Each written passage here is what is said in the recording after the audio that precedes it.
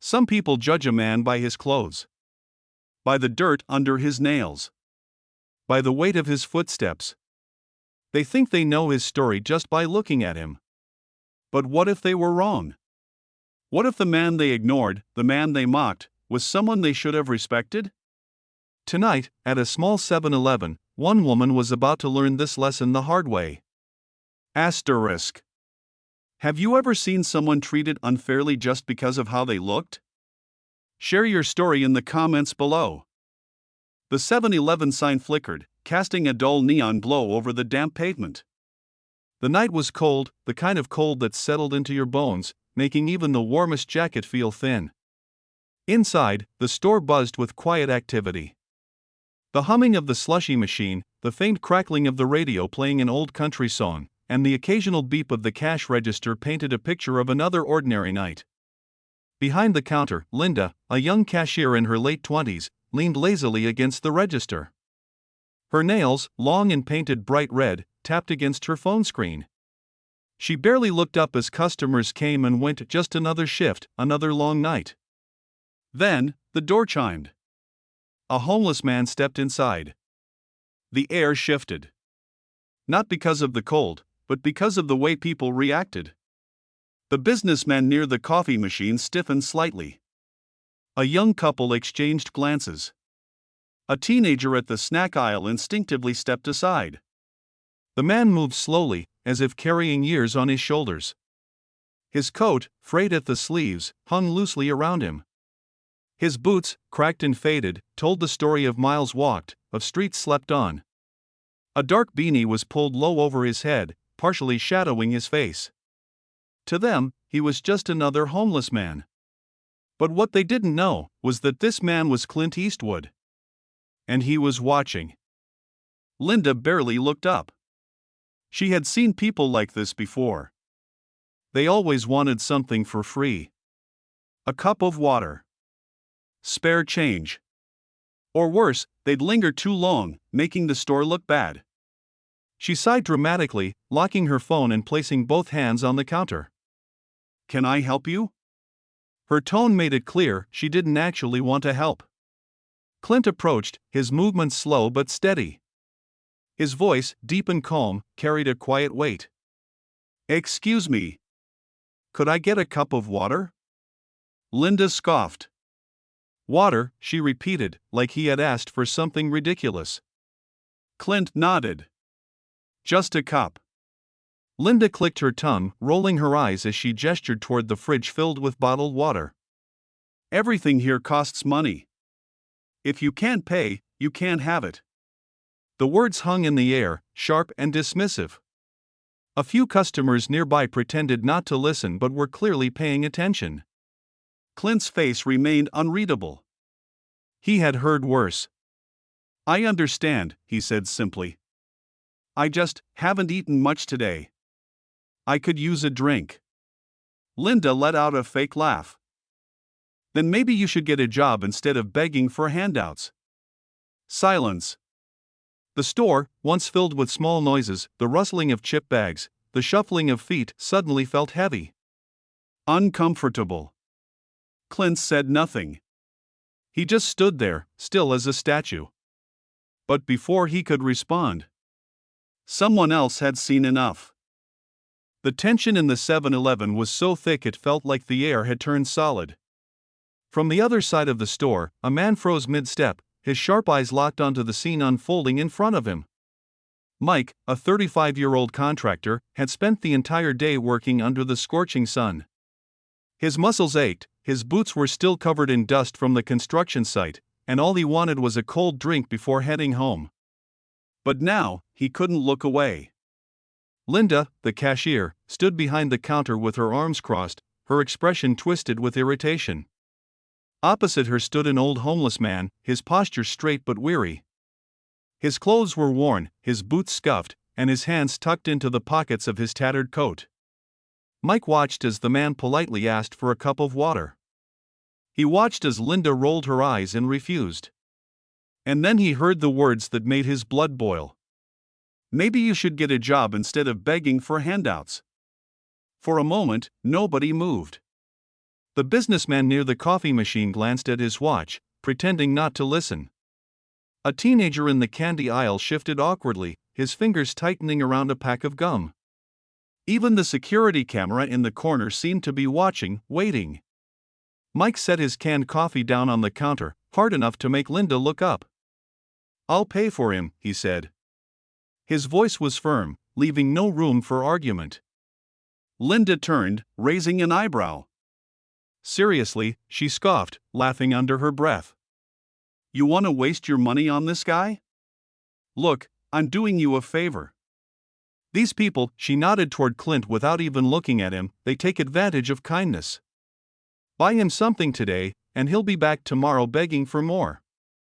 Clint remained silent, simply watching Linda with calm, unreadable eyes.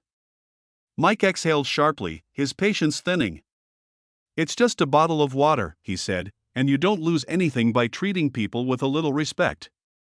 Linda let out a sarcastic laugh and turned to the other customers, waving her hands dramatically. "Ladies and gentlemen, looks like we have a hero tonight," she mocked. "Anyone else want to donate to the homeless fund? Or just this guy?"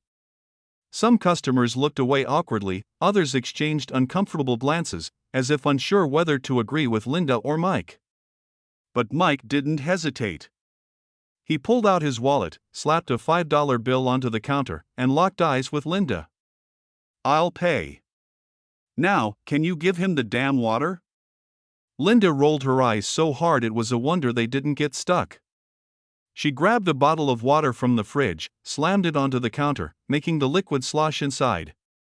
Mike let out a slow breath, pushing down his frustration. He picked up the bottle, turned to Clint, and offered it with a kind smile. "Here you go, sir." For the first time, Clint smiled back. It was subtle, barely there, but it carried a depth that Mike couldn't quite place. "Thank you, son." But just as Clint reached for the bottle, Linda snatched it back. Gasps rippled through the store. Even the teenager in the candy aisle stopped chewing his gum. Linda held the bottle tightly, her nails pressing into the plastic. "He hasn't learned his lesson yet," she muttered. A thick, uncomfortable silence settled over the store. "If you really need help so badly," Linda continued, her voice dripping with condescension, "why don't you just go outside and beg? I'm sure someone will throw you some change." Mike felt his fists clench at his sides. The businessman, still stirring his coffee, suddenly seemed very interested in the floor. The teenager shifted uncomfortably, looking at Clint, then at Linda, then back at Clint. But Clint? He simply stood there. Still. Unmoving. Not angry. Not embarrassed. Just watching. Linda clicked her tongue. "What?" she asked, her smirk growing. "No smart comeback? No dramatic speech?" Clint tilted his head slightly, assessing her. "Interesting," he finally said, his voice low and steady. "You look at someone and think you know everything about them." Linda crossed her arms. "I know enough to recognize a homeless guy." Clint's piercing blue eyes locked onto hers. "Maybe," he said, "or maybe you know nothing at all." Linda opened her mouth to reply. But the sound of screeching tires cut through the moment. A black SUV came to a sudden stop outside the store. The doors swung open. And the man who stepped out changed everything. Fire, have you ever seen someone being judged unfairly like this? Share your thoughts in the comments below. The sharp screeching of tires outside shattered the tension inside the 7-Eleven like a hammer against glass. Every head in the store instinctively turned toward the glass doors as a sleek, black SUV pulled up outside. Its headlights carved through the darkness, casting long shadows on the pavement. The vehicle itself was immaculate, polished to perfection, windows tinted so dark they looked like endless black mirrors. The kind of car that didn't just belong to someone important.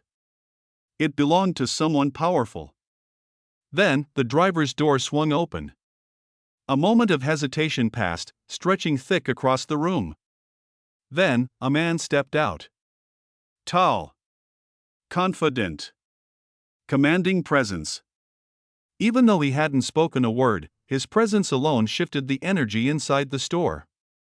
He wore a sharply tailored dark suit, the kind that didn't wrinkle even after hours of wear. His polished leather shoes clicked against the pavement with each deliberate step. A silver watch peeked from beneath the cuff of his suit, catching the glow of the streetlights. His face, clean-shaven and serious, was set in an expression of quiet authority. As he moved toward the entrance, the glass doors slid open automatically, and the overhead fluorescent lights bathed him in a cold glow. That's when everything changed. Linda's smirk disappeared instantly. Her usual arrogance evaporated, like smoke caught in the wind. Her hands, which had been resting lazily on the counter, tensed. Her eyes widened slightly, and for the first time that night she looked uncertain. Because the man who had just walked in was Tom Thompson. Not the store manager. The owner. And he was staring straight at Clint. "Mr. Thompson?" Linda's voice wavered, something it never did. She quickly wiped her hands on her apron, a subconscious habit when she felt nervous. "But Tom?" Tom wasn't looking at her.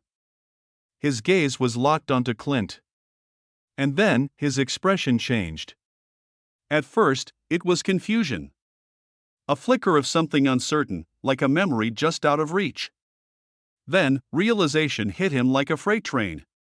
His eyes widened, his posture straightened, and in that instant, it was as if the very air in the store had shifted. Without hesitation, he stepped forward, quickly. "Oh my God." His voice barely above a whisper, but the weight of it crashed through the silence. "Mr. Eastwood?" The words hung in the air, heavy and final.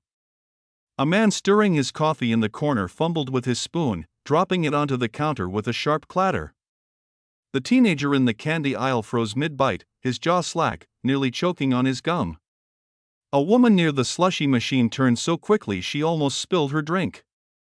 Even the humming of the fluorescent lights above seemed to grow louder, as if the entire store was holding its breath. And Linda? Linda looked like she had seen a ghost. Her face drained of color, her throat bobbing as she swallowed hard. Her lips parted, but no sound came out. Because in that instant she knew. She knew that the homeless man she had just mocked, insulted, and humiliated wasn't some drifter. Wasn't some beggar. Wasn't some nobody. He was Clint. Freaking Eastwood. A Hollywood legend. A man who had shaped the silver screen for decades. A director, actor, and cultural icon whose face was recognized worldwide. And she had just laughed in his face. She had just denied him water. She had just treated him like dirt. And now, she wanted the ground to swallow her whole. Tom swallowed hard, his demeanor completely different from Linda's. There was no hesitation. No arrogance. Only respect.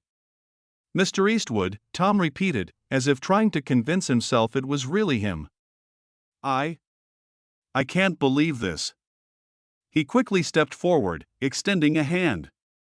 But Clint didn't take it right away. Instead, he simply looked at him. Not with anger. Not with resentment. Just observation. A quiet, steady gaze, assessing everything. Linda felt her stomach drop as Tom finally turned to her. And when he spoke, his voice was ice cold. "Linda." She flinched. "Would you like to explain what just happened here?" Silence. For the first time that night, Linda had nothing to say. For the first time that night, Linda was speechless. The smart remarks, the arrogance, the confidence she had wielded just moments ago, it was all gone. Evaporated. Crushed under the weight of realization. She could hear her own heartbeat pounding in her ears, drowning out everything else. The fluorescent lights above seemed suddenly too bright, casting harsh shadows across her pale face. The air in the store felt thick, suffocating, pressing down on her like a weight she couldn't lift. And then, the silence. The kind of silence that stretched too long. The kind of silence that made her skin crawl. No one was talking. No one was laughing anymore. Because everyone was watching her. Judging. Disapproving. And worst of all, waiting. Waiting to see what she would say. Waiting to see how she would explain herself. Waiting to see if she could possibly undo what had just happened. Her mouth went dry. She licked her lips, trying to find the right words, trying to come up with something anything that could fix this. She had to fix this. She let out a breathy, nervous laugh. It sounded fake. Forced. Even she could hear it. Mr. Thompson, she started, but her voice cracked, and she had to clear her throat. Her hands fidgeted on the counter, her fingers twisting the edge of her apron. I didn't know. Tom cut her off. Hard. Didn't know? His voice was sharp as a blade, slicing through her weak excuse. Didn't know that you were humiliating a customer? Didn't know that you were mocking a man who just asked for water? Linda's stomach dropped. I thought he was just. She stopped herself. Because there was no excuse. There was nothing she could say that would make this moment any less humiliating. She glanced at Clint, searching for something, maybe pity, maybe forgiveness. But his expression was unreadable. Calm. Steady. Watching. And that made it worse. If he had been angry, if he had yelled, if he had snapped at her, she could have defended herself. She could have argued, could have found a way to turn the situation around. But Clint Eastwood? He didn't need to yell. His silence was punishment enough. And God, it burned. Linda felt small. The weight of what she had done settled onto her shoulders, heavy, suffocating. She had laughed at him. She had mocked him. She had treated him like dirt. And now, she could see it so clearly, the way people looked at her. Not with respect. Not with admiration. But with disgust. She had spent years building a persona. She had prided herself on being sharp, on being the kind of woman who didn't take crap from anyone. She had thought she was being tough. But now, she realized she had been cruel. And there was a difference. Her breath shook as she exhaled, her hands gripping the counter just to keep steady. Then, finally, Clint spoke. His voice was steady, deep, calm. You know, he said, looking straight at Linda, I didn't come in here expecting anything. His words weren't cruel. They weren't sharp. They were just truthful. I wasn't here to teach a lesson. I wasn't here to prove a point. Linda swallowed hard, her entire body tense. I was just thirsty.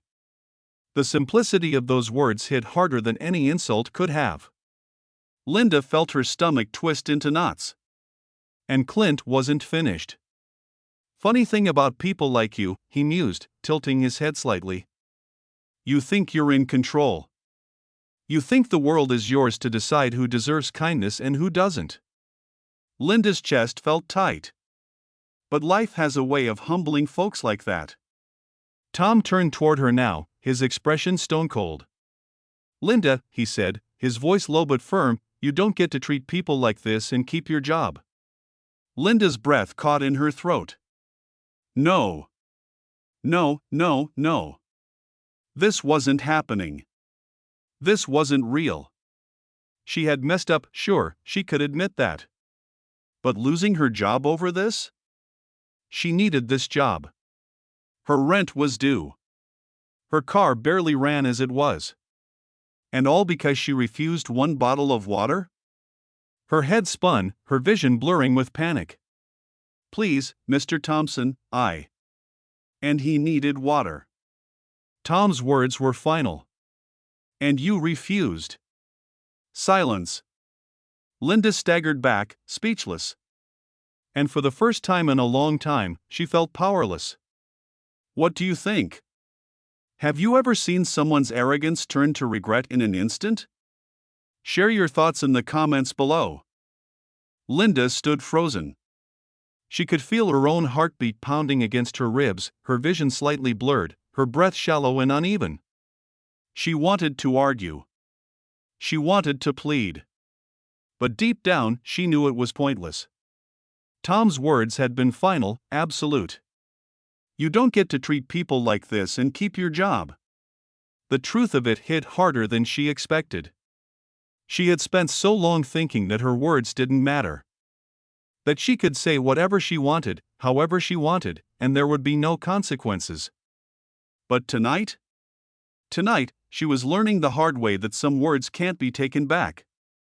That some actions can't be undone. Her fingers gripped the edge of the counter, her knuckles white. Please. Her voice came out quieter than she intended, weaker. She didn't even know who she was pleading to. To Tom? To Clint? To the universe itself? No one answered. Instead, Clint moved. Slowly. Deliberately. And all eyes in the store followed him. He didn't speak right away. He didn't need to. His presence alone was enough to hold the room. Then, finally, he looked at Linda. And when he spoke, his voice was calm, steady, unshaken. You think this is about a bottle of water? Linda's breath hitched. But it's not. He tilted his head slightly, watching her. You think your job is about scanning items and giving change. But it's not about that either. Linda blinked rapidly, her throat tightening. Your job, like every job, is about people. He let that sink in. And you failed at that tonight. A thick, uncomfortable silence settled in the air. Linda didn't move. She felt exposed, raw, stripped down to nothing. And the worst part? He was right. Every single word of it. Mike exhaled slowly, watching the scene unfold. Tom's expression had hardened, disappointment etched into every line of his face. The businessman, who had once been stirring his coffee indifferently, now looked ashamed for even being in the same room as Linda. The teenager in the candy aisle, who had once snickered at Clint's situation, now looked uncomfortable, shifting from foot to foot. Because now, the entire store had changed. Now, no one was looking at Clint like he was a problem. Now, everyone was looking at Linda. And she could feel it.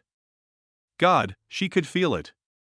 Her face burned, her stomach twisted, and for the first time in years, she felt small. She wanted to yell.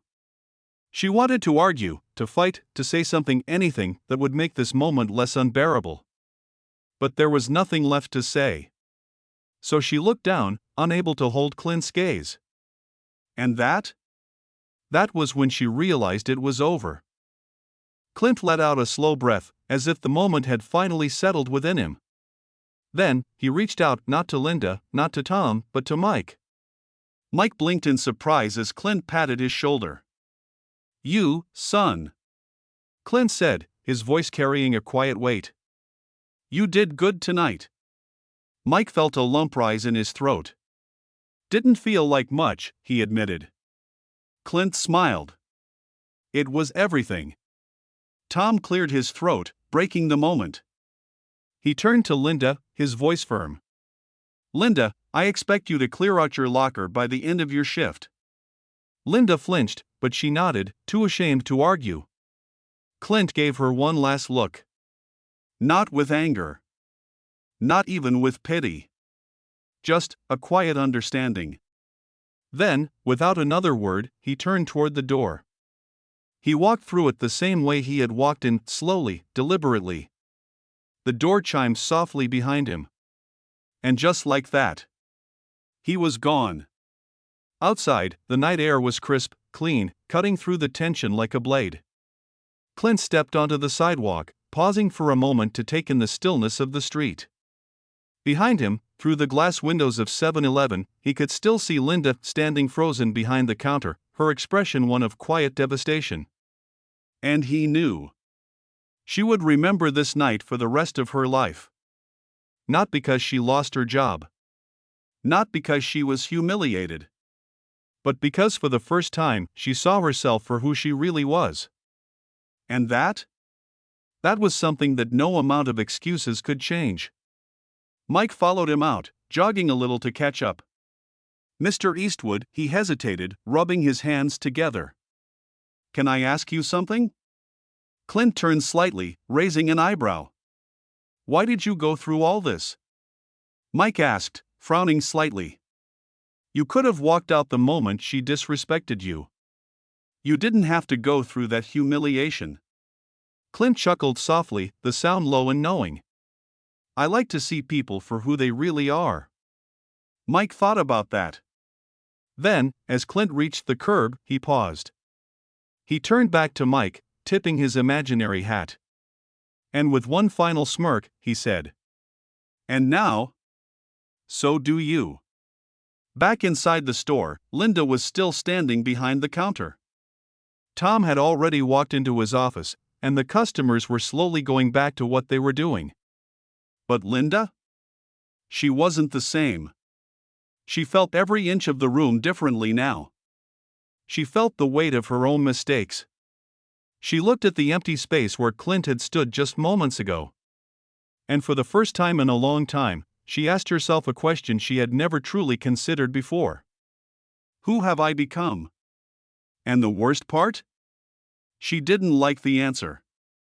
Have you ever witnessed a moment where someone's arrogance turned into regret? Share your thoughts in the comments below. A lesson to remember: kindness is free. But cruelty? That always comes at a cost.